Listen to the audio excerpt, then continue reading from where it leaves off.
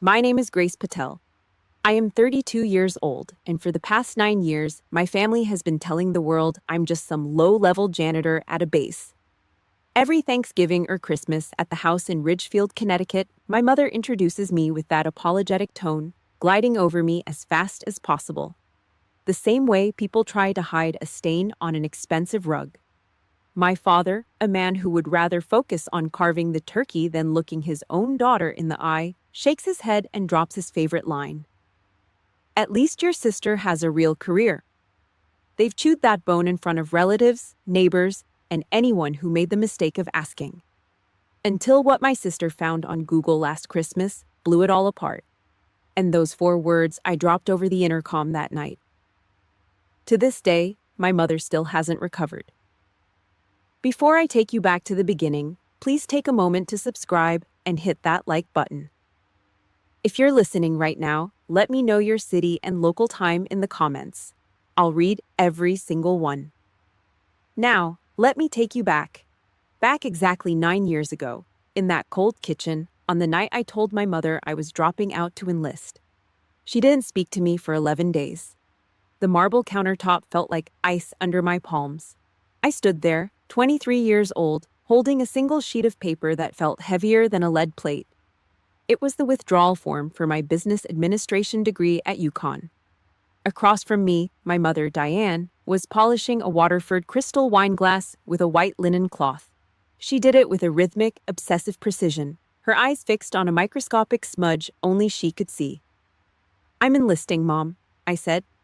My voice didn't shake. The rhythmic squeak of the cloth stopped instantly. Diane didn't look up. Her hands just froze, suspended in the air like a glitch in a video. She slowly set the crystal down and reached for her coffee mug. Clack! The ceramic hit the marble with a sound like a bone snapping. She finally looked at me. Her eyes weren't angry, they were hollow. Cold. "Cannon fodder," she whispered. The words came out like a jagged blade. "Is that what you want to be, Grace? You want to be some hired help in a uniform? A target for some dirt-cheap roadside bomb? It's about discipline, Mom. The Army offers structure, a way to actually serve something bigger than... It's a dead end for people who have no other options," she cut me off, her voice dropping into that terrifying, polite register she used for the help. "We raised you in Ridgefield. We gave you a life. And you want to go work a job for people who can't spell their own names?" She didn't wait for an answer.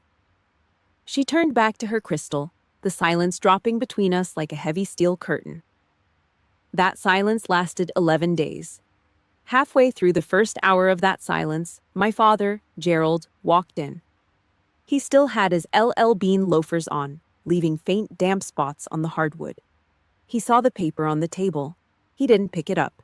He just looked at it and let out a long, theatrical sigh, the kind he reserved for when the lawn service missed a patch of clover.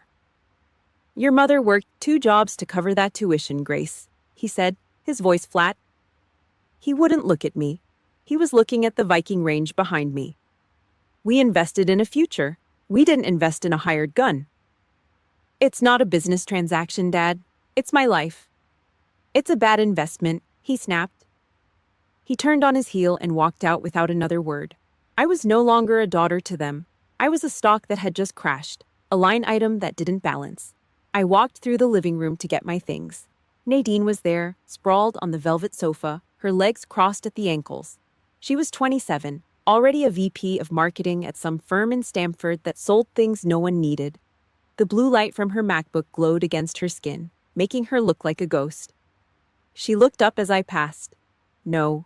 Are you okay?" "No. Are you sure about this?" She just smirked.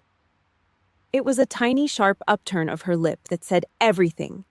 I could see the gears turning behind her eyes. With me becoming the family failure, the path was wide open for her. She was officially the golden child now. I was just the background noise she could finally turn off. I didn't say a word. I went upstairs and started packing. Day 12 arrived at 0400 hours. The house was a tomb. The air was thin and smelled of expensive lavender candles and old money. I grabbed my olive drab rucksack, the only thing in that room that didn't feel like a lie. I shoved my civilian life into it. A few hoodies, some jeans, and the boots I'd broken in over the last month. The sound of the zipper was a violent rip in the quiet. It sounded like a promise. I walked down the stairs, my boots thudding softly on the Persian rugs. I waited at the front door for a second. Just one. I waited for a door to creak open upstairs, for a footstep, for a goodbye. Nothing. I stepped out onto the porch. The Connecticut winter air hit me like a slap to the face. It was brutal and honest. I liked it. As I walked down the driveway toward the bus stop, my phone buzzed in my pocket. A notification from the family group chat. My mother had posted a message to the aunts, uncles, and cousins.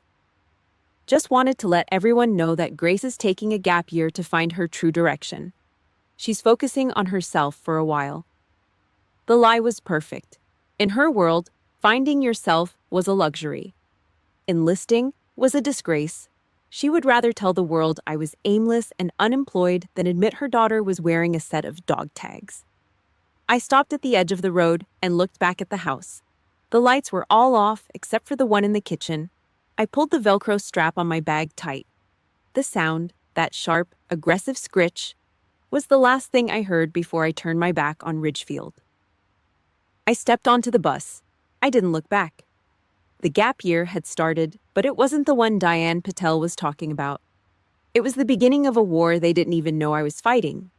The rain in Fairfield, Connecticut, doesn't wash anything away.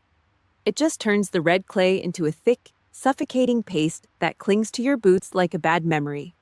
I was 2 years into this life, and my world was measured in 66-pound increments, the exact weight of the rucksack currently trying to crush my spine into the mud.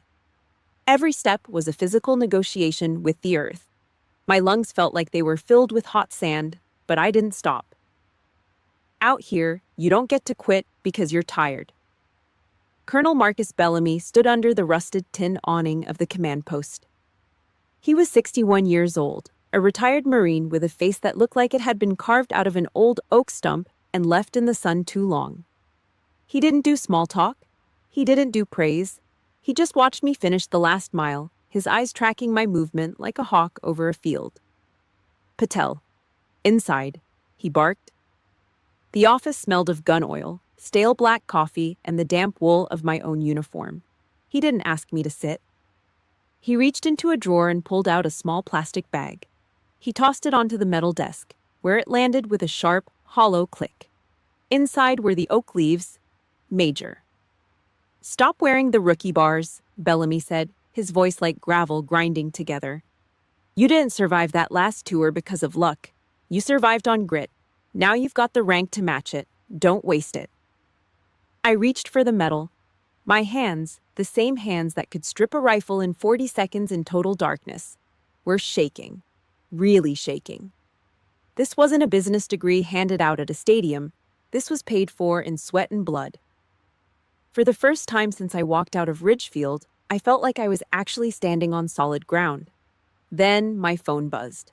I pulled it out, expecting a sit rep from the platoon. Instead, I saw a notification from Diane.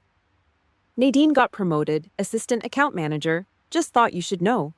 It's a real step up." "No. Are you okay?" "No. Happy birthday from 3 months ago. Not even a question about whether I was still in the country. Just a status update on the Golden Child's latest paper-pushing victory." The mud on my face began to dry, tightening into a hard, gray mask. I felt the pride in my chest turn into something cold and sharp. I shoved the phone back into my pocket. I stood up straight, adjusted my gear, and walked back into the rain. Bellamy was right. I didn't have time for a hollow shell. Thanksgiving in Ridgefield was a different kind of combat. 12 people were squeezed around the heavy oak table, the room smelling of roasted turkey, expensive sage stuffing, and the cloying scent of my mother's lavender candles. The air was thick with fake smiles and the rhythmic clink, clink, clink of silver forks hitting fine porcelain. Diane stood up, tapping her wine glass with a sterling silver fork. Tink, tink, tink. She wanted the floor. "A toast," she said, her voice radiating that practiced suburban warmth. to Nadine for her incredible new role in Manhattan. It's so wonderful to see someone in this family finally building a career with real prestige. The table erupted in polite applause. Nadine sat there, looking like a porcelain doll in her silk blouse, soaking it in like it was her birthright. Then a neighbor, Claire, leaned over toward me. "And what about you, Grace?" she asked, trying to be nice. "Still at the base?" Before I could answer, Diane jumped in, her voice dripping with artificial pity. "Oh, Grace is still doing her security work. She's basically a janitor at the gates, aren't you, dear? Just keeping things tidy for the people who actually do the heavy lifting." I felt the heat crawl up my neck. I set my fork down, my fingers locking into a white-knuckled grip on the table. "Actually, Mom, I was promoted to major 3 weeks ago." The table went silent for exactly 3 seconds. My father didn't even look up from his gravy boat. Diane let out a sharp, dismissive laugh that sounded like glass breaking. "That's lovely, dear. Really. I'm sure you get to carry a bigger set of keys now. Anyway, Nadine, tell everyone about that French bistro your boss took you to in the city." The conversation surged past me like a river around a stone. I was invisible. My rank, my service, the fact that I led 60 people who would take a bullet for me, it meant nothing here. I wasn't a person to them. I was just a failure they had to explain away to the neighbors. Only Uncle Henry, sitting at the very end of the table, caught my eye. He didn't say a word. He just gave me a single, slow nod of respect. He was the only one who knew that major wasn't a job title. It was a testament to survival. I sat back and watched them. I watched my mother's polished lies and my sister's smug, assistant account manager grin. These people shared my DNA, but they weren't my family. The soldiers I bled with in the mud were my family. If you've ever been the one who worked twice as hard only to be treated like you were half as good by the people who were supposed to love you, I need you to hit that like button right now. We are building a community for the ones who were overlooked. And do me a favor. Drop the word major in the comments if you're done letting people who haven't walked a mile in your boots define your value. I'm reading every single one. I went upstairs and pulled my dress blue jacket from the bag. I pinned the new major's rank onto the shoulder. The metal was cold and sharp against my thumb. I stared at the woman in the mirror. I didn't see a daughter. I saw a commander who had just identified the enemy. I was done explaining. From now on, they get nothing but the silence they've earned. The tactical lockdown had officially begun. Year 6. The air in the Vanguard headquarters smelled of ozone, gun oil, and the dry metallic scent of high-end server racks. It was a far cry from the lavender-scented lies of Ridgefield. Colonel Marcus Bellamy sat across from me in a chair that creaked under his weight. He didn't look like a man about to hand over a kingdom. He looked like a man who had seen enough war and was ready for a quiet porch somewhere in the Carolinas. He slid a thick manila folder across the scarred wooden desk. $4.7 million. That was the buy-in. My bank account was a ledger written in near misses and midnight extractions. Every cent of my hazard pay, the blood money I'd hoarded while dodging IEDs and living in humid dirt floor holes, was sitting there, waiting for a purpose. Uncle Henry had finished the bridge. A $200,000 wire transfer had appeared in my business account 3 days prior. No strings, no collateral. Just a note in the memo line that read, "Build it." I picked up the heavy Montblanc pen. The ink felt thick, like oil, as I signed the acquisition papers. My signature was a jagged line of black ink that looked more like a scar than a name. At 29 years old, I wasn't just a soldier anymore. I was the owner of the dirt beneath my boots. The property deed at the county clerk's office was filed under Patel Global, LLC. My name was at the top of the masthead. Back in Connecticut, my family didn't have a clue. Why would they? To them, Google was for looking up recipes or tracking Nadine's latest corporate climb. They didn't search for me. They didn't look for the janitor. Their neglect was the best camouflage I could have ever asked for. I spent the next year gutting Vanguard and rebuilding it into a fortress of glass and steel. I ripped out the old analog systems and replaced them with encrypted black box grids and thermal sensors that could pick up a heartbeat through a concrete wall. We built negotiation rooms on the second floor, sanctuaries for high-net-worth clients who needed to talk without being heard. We charged $8,000 a session just for the privilege of the silence we provided. Rosa, my second-in-command, found me in the armory one afternoon. I was stripping my sidearm, the familiar clack-clack of the slide providing a rhythmic backdrop to my thoughts. She leaned against the doorframe, her arms crossed over her tactical vest. She asked me the question she'd been sitting on for months. Why not just tell them? Why not drive a high-end SUV into the Ridgefield driveway and let them see the empire? I didn't even look up from the firing pin. I told her that if I showed them the money, they'd only see the dollar signs. They'd see a bank account they could exploit. But I wanted them to see something else. I wanted them to keep seeing the failure they'd invented. I wanted to see exactly how far they would dig that hole of contempt while I was still the help. It wasn't about the cash. It was about the intelligence. It was about knowing exactly who they were when they thought I was nothing. The digital dagger arrived on a Tuesday in March. My phone buzzed on the desk, a jagged, aggressive vibration that cut through the quiet of the office. It was a forward from Nadine. She'd been careless. In her rush to gloat about some minor marketing award, she had accidentally forwarded a screenshot of a group chat I didn't even know existed. The group name was Patel Farm. There were 5 members: my mother, my father, Nadine, and my 2 aunts. I wasn't on the list. I was a ghost in my own bloodline. I scrolled through the thread. My Aunt Lorraine had asked if she should visit the base for a tour while she was in the area. My mother's reply was a cold splash of acid on the screen. Absolutely not. It is too embarrassing. Don't encourage her. She needs to find a real job, not play security guard in some dingy little hole. Directly beneath that, Nadine had posted a thumbs-up emoji, a digital high-five for my public execution. I stared at the screen until the light dimmed and the glass went black. I didn't feel the sting of tears. I didn't feel the heat of anger. I felt the cold, hard weight of a mission objective. The last thread of hope, the tiny, stupid part of me that thought maybe they were just misguided, snapped like a dry twig under a boot. Blood wasn't a bond. It was just a biological coincidence. I looked up at my property deed on the wall. $4.7 million. 63 employees. A global reputation for excellence.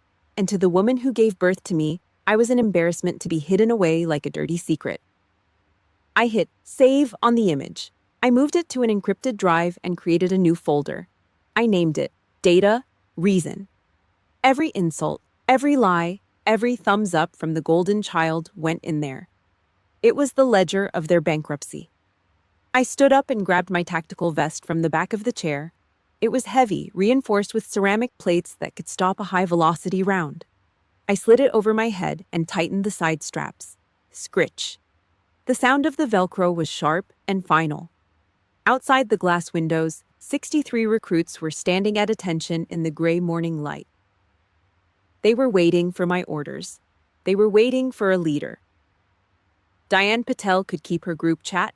She could keep her Patel Farm. I had an army, I had an empire, and most importantly, I had a reason. I adjusted the collar of my vest and walked out the door. I didn't look back at the phone. I didn't look back at the past. The war was no longer about survival. It was about the inevitable arrival of the truth. And the truth was going to be louder than any lie Ridgefield had ever told. June in Ridgefield, Connecticut, is a heavy, humid blanket that smells of charcoal smoke and expensive Cabernet. The patio was crowded with people in silk blouses and ironed chinos, all of them there to celebrate Nadine's newest title, Vice President of Marketing. Diane stood at the head of the stone steps, holding her wine glass like a scepter. She looked at Nadine and called her the star that never stopped rising. The crowd hummed with approval. I stood on the edge of the lawn, a ghost in my own backyard. Cousin Derek walked over, a beer in his hand, and asked me what I was up to these days. Before I could even draw a breath, my father, Gerald, moved in. He didn't say a word to me. He just reached out and clamped a meaty, heavy hand onto my shoulder, pressing down until I felt the bone ache. He did it to keep me anchored, to keep me quiet. "She is just a security guard at the base," Gerald said, his voice booming so the neighbors could hear. She watches the gates. But Nadine, Derek, you have to hear about Nadine's real career. She's running the whole show in Stamford now. He laughed, a loud forced sound that felt like a slap. He didn't look at me once. I was stripped of my name and my rank right there on the grass. I didn't fight him. I didn't correct the lie. I just stood there under the weight of his hand and drained my glass of water. It was cold. It was flavorless. It was exactly what I had become to them. By the start of year 9, the truth was printed in black and white, but the lights were still off in Ridgefield. The Fairfield County Business Journal sat on my oak desk at the base. The paper had that fresh, glossy smell of a new printing. On the cover, the headline was bold and unapologetic. Major and CEO Grace Patel, the $2.1 million security empire. Rosa walked into my office and dropped a second copy on my lap. She looked at me with an expression that was half pride and half warning. She told me that the clock was ticking. She said that all it would take was 5 keywords on Google and the whole world would see exactly who I was. I looked at the photo of myself on the cover. I was wearing my uniform, my back straight, my eyes locked on the camera. I looked like a stranger to the girl who used to hide in the Ridgefield kitchen. I reached out and pulled open the bottom drawer of my desk. I slid the magazine into the darkness and shut it. "They won't look," I said. My voice was as dry as the paper. I knew my family. They didn't have the time or the interest to type a janitor's name into a search bar. For 9 years, their total lack of curiosity had been my best armor.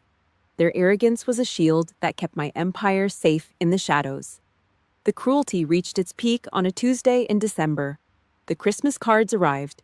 Diane sent them out to every aunt, uncle, and distant associate in the tri-state area. It was a glossy photo of the family standing in front of the 10-foot tree in the living room. Except it wasn't the whole family. Diane had taken a pair of sharp kitchen scissors to the print. She had physically cut me out of the frame. She left a jagged white edge right where my shoulder should have been, leaving only the 3 of them, the perfect, successful trio, to represent the Patel name. Uncle Henry came by the base that afternoon. He didn't call first. He just walked into the command post and threw the card onto my desk. He was shaking with a quiet, vibrating rage. He took out a red felt tip marker and circled the jagged white gap. He drew a thick arrow pointing to the void.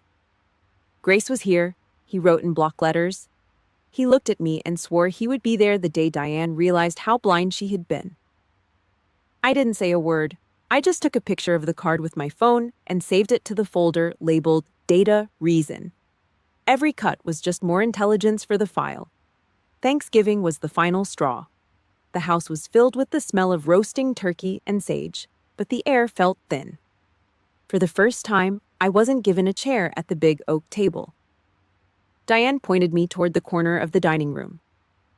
"We are a bit crowded this year, Grace," she said, her smile not reaching her eyes. "You won't mind sitting at the kids' table, will you?" It was a blue plastic folding table designed for toddlers. I sat there, my knees hitting the underside of the plastic, surrounded by 5-year-olds who were busy throwing mashed potatoes at each other. My Aunt Margaret sat at the main table, her head down, refusing to look at me. She knew about the leaked emails. She knew I was being erased, and she was too afraid to speak up. I watched Diane feed Nadine the best cuts of the white meat, whispering about Manhattan and prestige. I sat in the corner and ate in total silence. That night, I walked out to my beat-up pickup truck.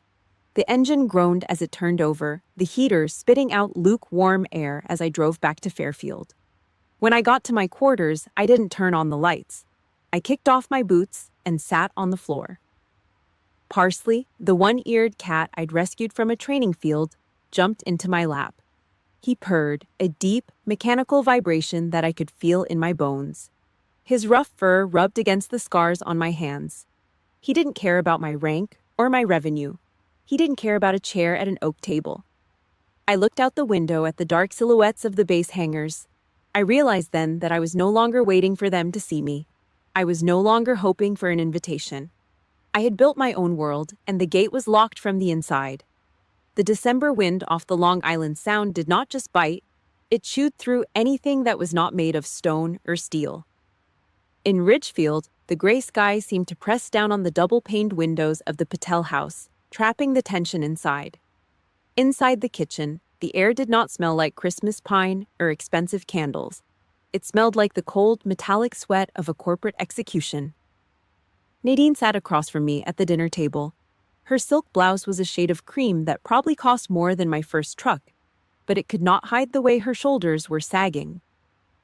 She was a vice president of marketing in Stamford, or she had been until 10 o'clock that morning. The corporate restructuring at her firm had been a bloodbath. The corner office, the car allowance, and the inflated sense of importance had been nuked in a single board meeting. I watched her hand. It was trembling so hard that her silver fork kept ringing against the fine china plate. Clink, clink, clink. It was the sound of a hollow life cracking open. Diane sat at the head of the table, her eyes darting between us. She could smell the failure, but she refused to acknowledge it. She spent 20 minutes talking about how Nadine was the face of the company, how they could not survive without her. It was a masterclass in gaslighting. Diane was trying to build a bridge over a canyon that had already swallowed her favorite daughter whole. For the first time in 9 years, I looked at my sister and felt a cold, jagged flash of empathy. We were both in cages. Diane had locked me in the mud and the dark, labeling me a janitor and a failure. She had locked Nadine in a tower of glass and ego, demanding she be a star until the light burnt her out. I finished my water and stood up. I did not say a word. I did not need to. The silence in that room was louder than any argument we could have had. I walked out of the house, leaving them to drown in their own delusions. 30 minutes later, I was back in Fairfield. The atmosphere at the Vanguard facility was the polar opposite of the funeral in Ridgefield.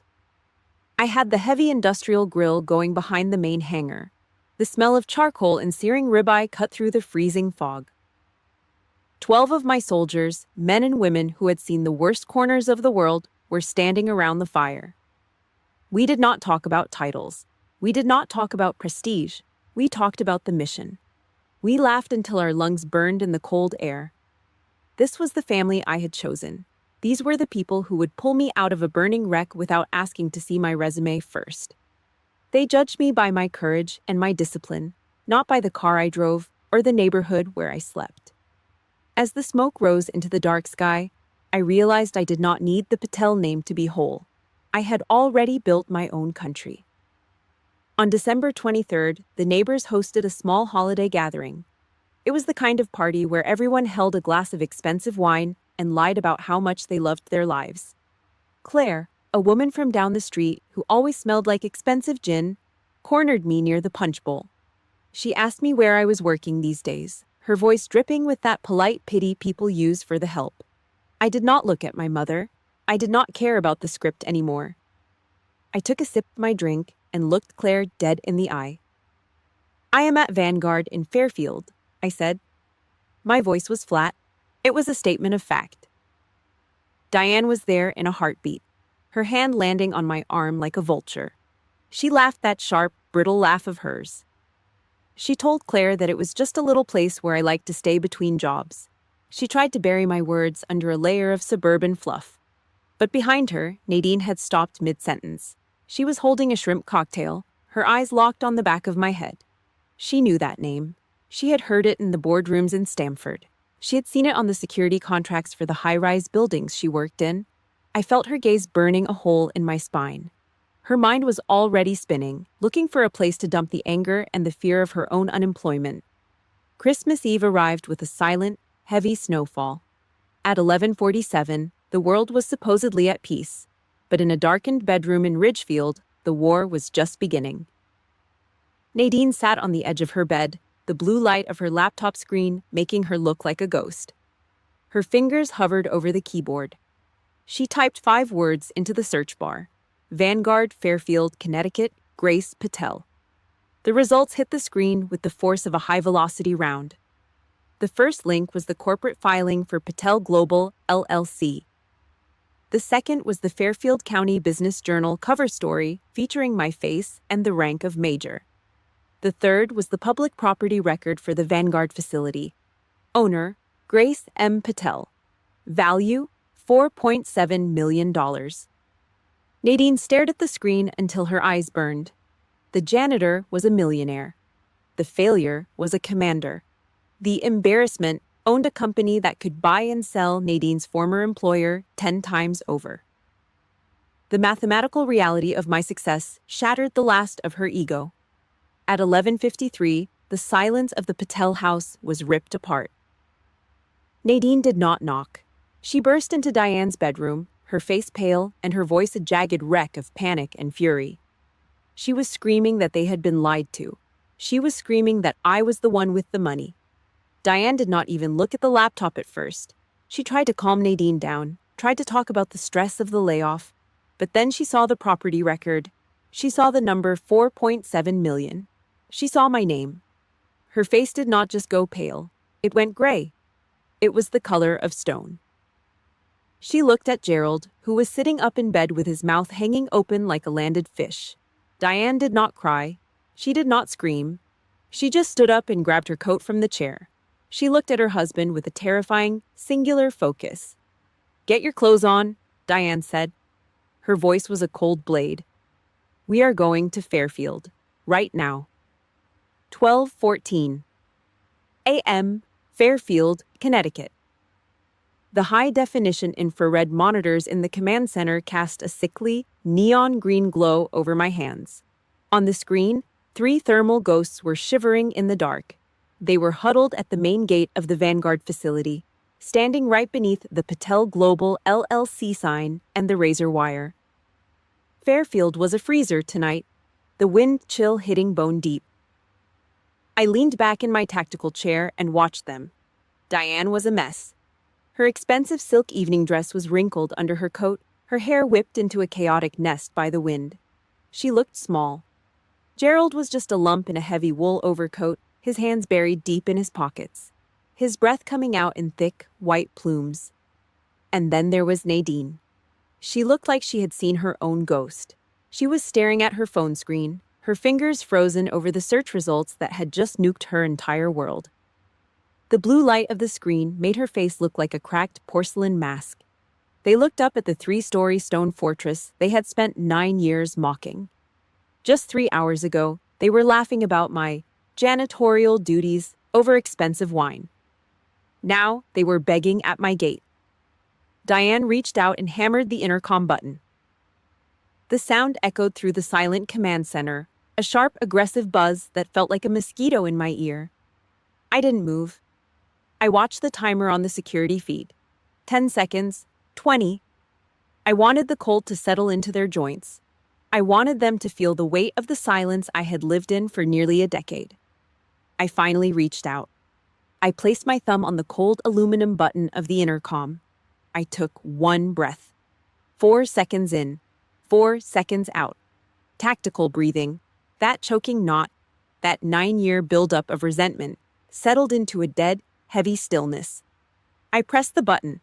My voice was stripped of everything but the mechanical grit of the speaker. "State your purpose," I said. 4 words. That was it. On the screen, Diane jumped. She looked straight into the camera lens, her eyes wide and frantic. She didn't ask how I was. She didn't apologize. She just barked an order.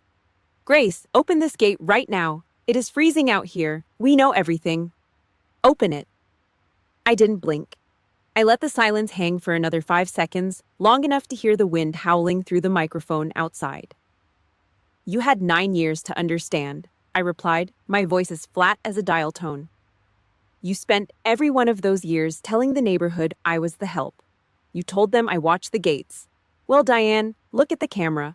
I am watching the gate, and right now, the gate is staying closed." Gerald stepped forward, his face turning a dark, angry red even in the infrared. "Grace, enough with the games. Open the damn gate before I call the police." "Call them, Gerald," I said. "This is private property, a defense contractor facility. They'll be here in 6 minutes to escort 3 trespassers off the lot. Your choice." Nadine finally spoke. Her voice was a thin, shattered whisper that barely carried over the speaker. "Please, Grace, just let us in. I saw the records. I saw everything. Please." There was a genuine note of defeat in her voice. The sound of the golden child realizing she was standing in the dirt while the failure held the keys. I hit the switch. The sound was a massive industrial groan. The 2-ton steel gate began to slide along its tracks, the heavy metal grinding against the snow and ice. Crrr, chunk. I stepped out of the command center and walked toward the lobby. I wasn't wearing an evening dress. I was wearing my standard field gear, an olive drab t-shirt, tactical cargo pants, and my heavy combat boots. I looked like a soldier. I looked like the person they had tried to erase. As I opened the heavy glass front door, the smell of Diane's Chanel No. 5 hit me. A cloying, artificial scent that was immediately swallowed by the smell of gun oil and cold concrete. They stumbled inside, shivering, looking around the lobby like they had walked into a foreign embassy. I didn't offer them coffee. I didn't offer them seats. "Keep up," I said. I led them down the main hallway. The floor was polished concrete, reflecting the harsh overhead LED lights. I took them past the tactical training floor, where the scent of sweat and rubber mats hung in the air. I saw Nadine's eyes darting toward the high-end equipment, her brain clearly trying to calculate the cost of the facility. We passed the armory. Through the reinforced glass, they saw the racks of rifles and the black box encryption units. Diane's mouth was hanging open. Every step we took was another hammer blow to her ego. She was realizing that while she was busy bragging about Nadine's assistant account manager title, I was building a private army. We reached the final stop, the command center. I pushed the heavy glass doors open and stepped aside. The room was bathed in soft blue light from the monitor wall. But that wasn't what caught their attention. I had set the stage. Directly across from the door, under 2 focused halogen spotlights, were 2 frames. On the left was the official property deed for the Vanguard facility, the numbers 4,700,000.00, practically glowing under the light. My name was at the top. On the right, mounted in a velvet-lined shadow box, was my dress blue uniform. The silver oak leaves of a major were pinned to the shoulders, shining like cold stars. Diane walked toward the wall as if she were in a trance. She reached out a hand, her fingers trembling as they got close to the glass. She looked at the number on the deed. Then she looked at the major's rank. Her face didn't just go pale. It looked like the blood had been drained out of her body by a vacuum. She was holding her phone, the one Nadine had used to show her the truth. Her grip loosened. Her hand just stopped working. The phone slipped through her fingers. It hit the hard porcelain tile with a sickening final crack. The screen shattered into 1,000 jagged pieces. Diane didn't even look down. She looked at me, her voice a hollow, terrifying rasp. 9 years, she whispered. You let us say those things for 9 years? I stood there, my back straight, my eyes locked on hers. I didn't feel a drop of guilt. I didn't let you say anything, Diane, I said. You chose the lies. I just chose to let you live in them. Nadine was staring at the uniform, her knees literally wobbling. Gerald was looking at the deed, his face a mask of pure, unadulterated shock. The silence in the room was absolute. It was the sound of a 9-year-old world collapsing. Diane finally found her voice again, but it wasn't the voice of a mother. It was the voice of a predator who had just realized she was in the middle of a minefield. We need to talk about how we fix this, she said. I leaned against the steel desk and crossed my arms. There is nothing to fix. This isn't a conversation. This is a debrief. The silence in the command center was not empty. It was pressurized, like the air inside a diving bell 1,000 feet down. I sat on the edge of the reinforced steel desk, my arms crossed over my tactical vest. I did not move. I did not breathe for the sake of breathing. I just watched them. Diane was the first to crack. She always was. She could not handle a room where she was not the one holding the script. She stood in front of the monitor wall, her wrinkled evening dress a pathetic contrast to the glowing maps of global security assets behind her. She opened her mouth, and the first thing out was not an apology. It was a weapon. How could you do this to us, Grace? Diane hissed. She was not crying yet. She was in the offensive phase. How could you hide all of this? You intentionally shut your own family out. You made us look like fools while you sat here playing at being a mogul. I did not shift my weight. I did not give her the satisfaction of a defensive flinch. You did not need my help to look like a fool, Diane, I said. My voice was a flat, mechanical monotone. You had 9 years. 9 years of birthdays, holidays, and Sunday calls. You never once asked what I was doing in the field. You never asked about the contracts or the logistics. You heard the word security and your brain immediately went to janitor. You stopped looking because you wanted a failure to compare Nadine to. You did not want the truth. You wanted a punchline. Diane's face twisted. She realized the anger was not working, so she flipped the switch. The tears started. They were practiced, shimmering things that rolled down her cheeks, just slowly enough to be noticed. She took a step toward me, reaching out with a hand that had never done a day of hard labor in its life. I was only trying to protect you, honey, she sobbed. The sound was like a rusted hinge. I did not want you to be disappointed when you compared your life to your sister's. I thought if I kept your expectations low, you wouldn't get hurt when the world was hard on you. The lies felt like a physical sludge in the room. I reached into the pocket of my cargo pants and pulled out my phone. I tapped the screen and slid it across the steel desk. It spun once and stopped directly in front of her. The image was the screenshot of the Patel fam group chat. Read it, I said. Diane looked down. Her breath hitched. Her eyes darted over the words where she called me an embarrassment, where she told Aunt Lorraine that I was a hired gun in a backwater. The sobbing stopped instantly. The room went cold. You wanted me at the kids' table last month because you were ashamed to have a guard sitting next to the Hendersons, I said. I stood up, the floorboards of my own empire solid under my boots. You did not protect me. You traded my dignity for a social standing that does not even exist. You called my life pathetic while I was signing the deeds to the land you are standing on right now. Diane staggered back, her eyes frantic. She reached for the last card in her deck. My mother was cruel to me, Grace. She never thought I was good enough. I was just passing on the only way I knew how to survive. It is a cycle. You have to understand the trauma I carried. No, I cut her off. The word was a gunshot. Generational trauma is a reason, but it is not an excuse. You knew exactly how it felt to be made small, and you spent a decade making me feel smaller just so you could feel like a success. You chose to be a predator instead of a parent. Gerald stepped forward then, his voice a low, gravelly rasp. He looked at the deed on the wall, then at me. I am proud of you, Grace, truly. You have built something incredible. I looked him dead in the eye. I do not want your pride, Gerald. Pride is cheap when it is bought by a $4.7 million balance sheet. I wanted your kindness 9 years ago when I was packing a rucksack in the dark. You were not proud of the soldier. You are just impressed by the CEO, and honestly, that makes me sick. I turned my gaze to Nadine.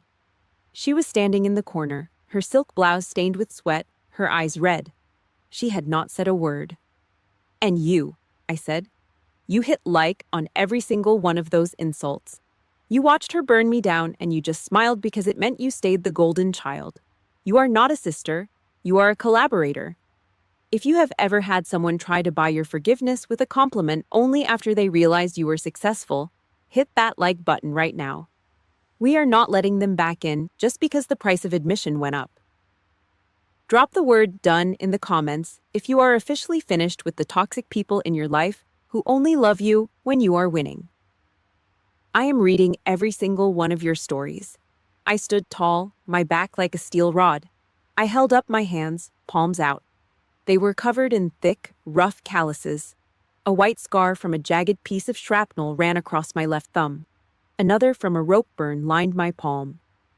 These hands built this, I told them. Not a degree you paid for, and not a title you invented. I spent 9 years testing whether you loved me or my potential. The test is over. You failed. I walked them to the gate. The snow was falling harder now, covering the tracks they had made on the way in. I watched them walk out into the dark, 3 small figures who suddenly looked very, very old. I hit the manual override. The steel gate slammed shut with a sound that shook the ground. Thunk. My phone buzzed. A text from Uncle Henry. Heard the fireworks from down the road. You okay? I looked at the gate, then at the silent, powerful fortress behind me. I typed back 3 words. Better than ever. I stood there in the cold, listening to the silence of my own life. For the first time in 32 years, it was a silence I actually liked. The gate was locked, and this time, I was the one who decided who got a key. December 25th, 6 a.m. The morning air in Fairfield was sharp enough to draw blood. For the first time in 32 years, I did not wake up to the smell of expensive sage or the sound of Diane barked orders at a catering crew. I woke up in the bachelor officer quarters at the Vanguard facility.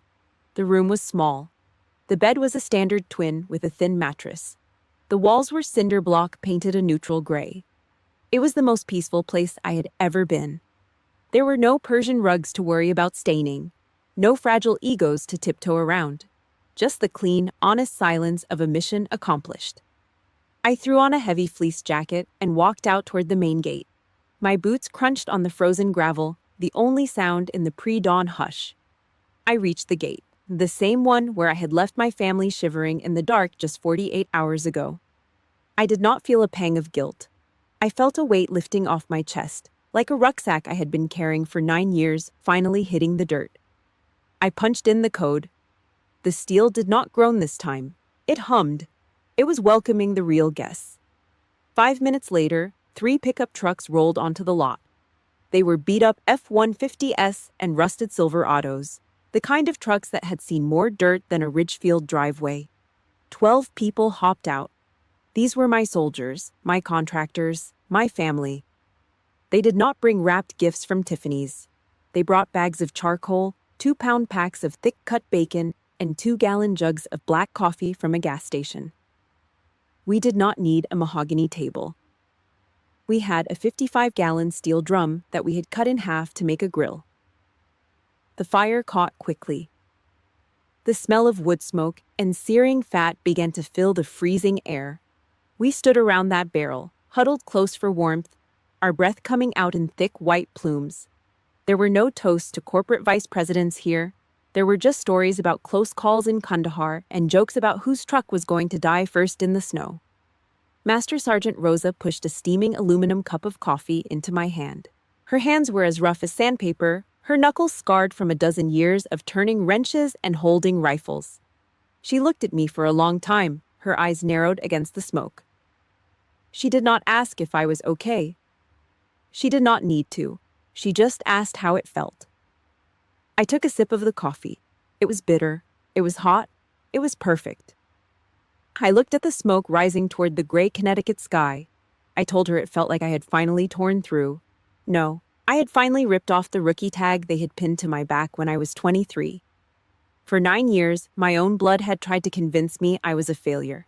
Standing here, with the smell of wood smoke in my hair and the weight of a multi-million-dollar empire behind me, I realized they were the ones who were failing.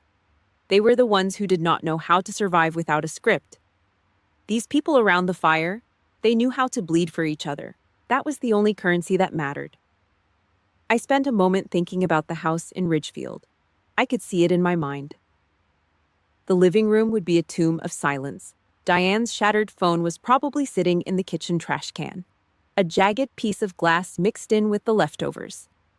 Nadine was likely holed up in her bedroom, staring at a resume that no one wanted to read, trying to figure out how the janitor had ended up with $4.7 million and a private army. They had spent their lives building a house out of sand and vanity.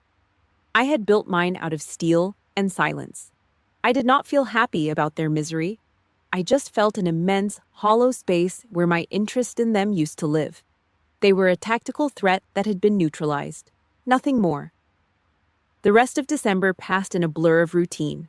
We ran drills. We signed 3 new contracts for a high-rise project in Hartford. We fixed the heating unit in the main hangar. Every day I woke up, I worked, and I slept. I did not check the family group chat. I did not call the house. I had achieved total tactical lockdown. I was ghosting the past, and it felt like breathing for the first time. Then January 14th arrived. The holiday glow had long since faded into the gray, depressing reality of midwinter. I was sitting at my oak desk, reviewing the payroll for the upcoming quarter. My phone buzzed. It was a single, sharp vibration on the wood. I did not rush to pick it up. I finished the line item I was working on, checked the math, and then reached for the device. One new message. Diane. We are having a small dinner on Friday. We would like you to come. Your father wants to talk about some things. Just let us know. No apology. No mention of the night at the gate. No acknowledgement of the lies she had told for 9 years. Just a demand for my presence disguised as an invitation. She was out of ammunition, out of leverage, and out of luck. She was trying to crawl back to the start line, hoping I would still be the girl who sat at the kids' table. I looked at the message for a long time. I watched the cursor blink. I did not feel the urge to scream. I did not feel the urge to cry. I just felt the power of the clock. I set the phone face down on the desk. I went back to my payroll. I let that message sit in the dark for exactly 3 hours. I wanted her to feel every minute of that silence. I wanted her to understand that I was the one who controlled the gates now. When I finally picked up the phone, my thumb was steady. I did not type a paragraph. I did not offer a reason. I gave her exactly what she had earned. I have a mission on Friday. I will not be there. I hit send and turned the phone off. The silence that followed was the best gift I had ever given myself. Tuesday night, 1900 hours. The Fairfield fog was a thick, gray soup that tasted like salt and cold iron. Through the high-resolution infrared cameras in the command center, I watched a pair of headlights creep up the long asphalt driveway of Vanguard. The silver Lexus idled at the heavy steel gate, waiting for the electronic hum of my permission. I let them sit there for exactly 60 seconds. I wanted the cold of the Connecticut winter to seep through the floorboards of that luxury sedan. I wanted them to remember the night I left them shivering on the other side of the bars. I finally pressed the manual override. The gate slid back with a massive, industrial groan. I did not walk out to meet them. I sat in the officer's mess, a room built of cinder blocks and polished concrete. The lighting was harsh, overhead fluorescence that stripped away the soft edges of the world. I sat at the head of a long, stainless steel table that smelled faintly of lemon bleach and old coffee. When the door opened, the sound was sharp. Click, creak. Gerald and Diane walked in. Gerald's expensive leather loafers made a tentative scraping sound on the concrete. Scuff, scuff. It was the walk of a man entering a courtroom where he knew the verdict was already signed. Diane was right behind him.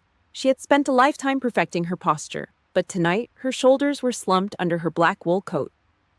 She looked around the mess hall, her eyes wide and darting, taking in the framed commendations on the walls and the 2 armed contractors standing by the door.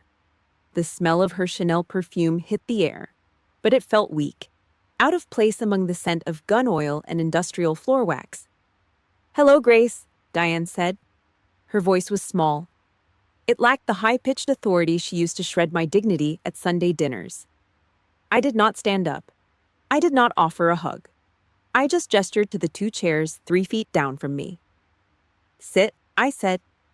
The meal was already waiting. 3 plates of high-grade ribeye, charred on the outside and bleeding in the middle. It was soldier food.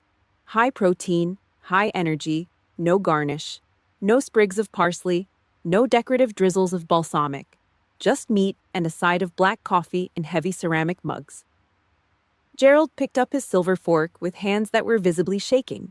He cut a piece of the steak, his movement slow and deliberate. He looked like he was afraid that if he moved too fast, the room would swallow him whole. "This is a very impressive facility, Grace," Gerald said. He did not look me in the eye. He looked at the steak. "The security protocols are state-of-the-art. I had no idea Vanguard had grown to this scale under your management." "You didn't have an idea because you did not want one, Gerald," I replied. My voice was a flat, dead thing. "You were too busy telling the neighbors I was the help. Does the steak taste better now that you know it was paid for by a CEO's salary?" He did not answer. He just chewed. He was a man who worshipped wealth, and right now he was taking a communion of regret. He was eating the success he had spent a decade trying to bury. Diane was even worse. She did not even pretend to be interested in the food. She spent the entire meal watching me with a look of terrified calculation. The most telling part of the evening was what was not said. In 9 years, every single conversation in the Patel house had been a monologue about Nadine's brilliance. Tonight, her name was a ghost. Diane did not mention the marketing firm. She did not mention the awards. She did not ask how her eldest daughter was doing. Why would she? Nadine was unemployed. Nadine had lost her luster. Diane was already trying to find a way to pivot, to latch onto my rank and my revenue like a parasite looking for a new host. I was thinking, Diane started, her voice regaining a sliver of that old, manipulative silkiness. With your resources, we could really do something for the community. The Historical Society is looking for new sponsors and a woman of your standing. I stopped chewing. The sound of my knife hitting the ceramic plate was like a gunshot in the quiet room. Stop, I said. I am not your face for the community. I am the daughter you cut out of the Christmas cards. Eat your dinner, Diane, then leave. The rest of the night was a funeral for a family that never really existed. They left at 20:30. I watched the Lexus pull away, its red taillights disappearing into the fog like two dying embers. Wednesday morning came with a layer of frost on the armory windows. I was sitting on a wooden stool, my hands covered in a thin film of lubricant as I reassembled my sidearm. The cold metal felt honest. The mechanical precision made sense. My phone buzzed on the workbench. It was a dry, hollow rattle against the wood. I wiped my hands on a grease-stained rag and picked it up. A message from Nadine. It was 3 words. I am sorry. 3 words? That was the price she put on 9 years of betrayal. She was not sorry for the group chats. She was not sorry for the thumbs up on the insults. She was sorry because her tower had fallen and she was looking for a place to land. She was hoping that blood was still a currency I would accept. I looked at the screen until it went dark. I thought about the kids' table. I thought about the screenshot of the Patel fam chat. I thought about the way Diane had erased her name the moment she lost her job.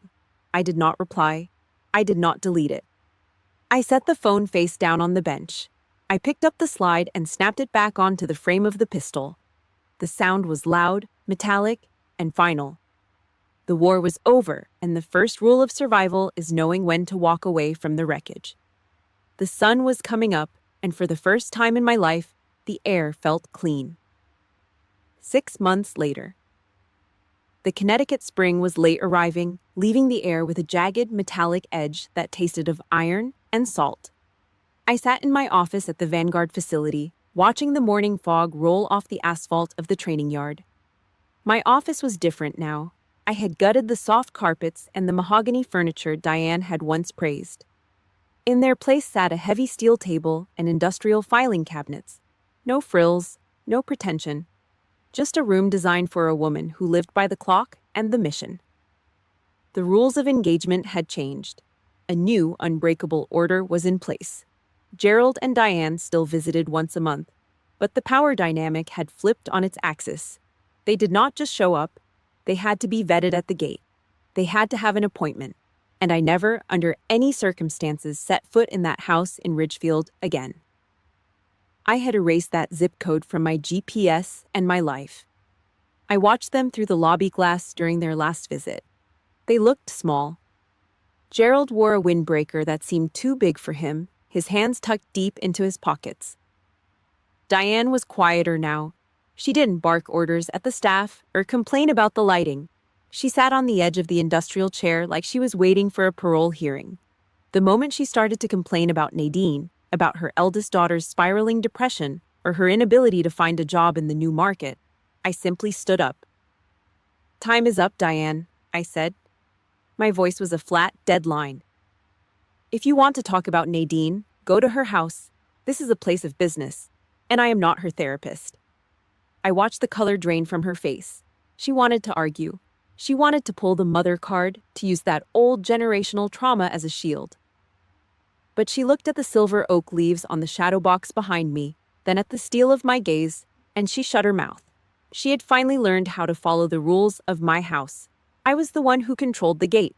I was the one who decided when the conversation ended. The manipulation was dead. The ego was a corpse in the yard. I spent most of my afternoons in the armory.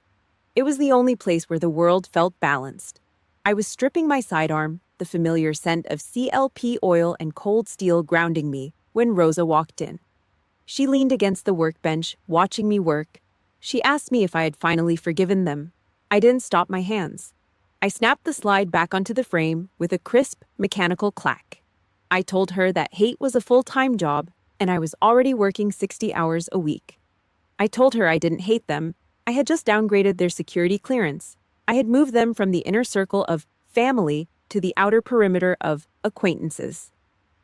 Forgiveness doesn't mean opening the door for the person who robbed you, I said. I looked Rosa in the eye. It just means you stopped waiting for them to pay you back. I forgave myself for wanting their love. That was the only apology I actually needed. The silence that followed was respectful. Rosa understood. She had seen enough battlefields to know that some wounds don't heal. They just turn into scars that make you stronger. 9 years of playing the failure had taught me a truth that was written in blood and dirt. The people who are willing to die for you will stand beside you in the rain, in the trenches, when the world is nothing but gray mud and incoming fire. They don't care about your title. They don't care about your balance sheet. But the people who only love your glory, they only show up at the gate after the statues have been built. They want a seat at the table they didn't help build. Gerald and Diane were those people. They were guests in my life now, allowed only in the lobby, never in the command center. The morning sun finally broke through the fog, hitting the steel sign at the entrance. Patel Global, LLC. The letters caught the light, gleaming like polished silver against the stone. I walked out onto the balcony overlooking the yard. The air was crisp, smelling of pine, and the faint ozone scent of the server racks hummed behind me. Parsley, the one-eared cat, was sunning himself on the railing. I reached out and ran my hand over his rough fur, feeling the deep, steady vibration of his purr. He was a survivor, just like me. He carried his scars without shame. Below us, 63 recruits were standing at attention. Their voices rose in a synchronized chant that echoed off the hangar walls. It was the sound of discipline. It was the sound of a world I had built with my own 2 hands. I looked at the scars on my palms. They didn't ache anymore. They were just part of the landscape. I didn't need a chair at the Patel table in Ridgefield. I didn't need their validation or their hollow pride. I had bought the whole damn dining room. I had built an empire out of their contempt and turned their silence into my strength. I checked my watch. 800 hours. The day was starting, and there was work to be done. I turned my back on the rising sun and walked back toward the command center. I grabbed the heavy steel handle of the door. I didn't look back at the road to Ridgefield. I didn't look back at the ghosts of who they wanted me to be. I stepped inside, and the heavy door closed behind me with a final, echoing snap. The gate was locked. My life was my own. The mission was complete.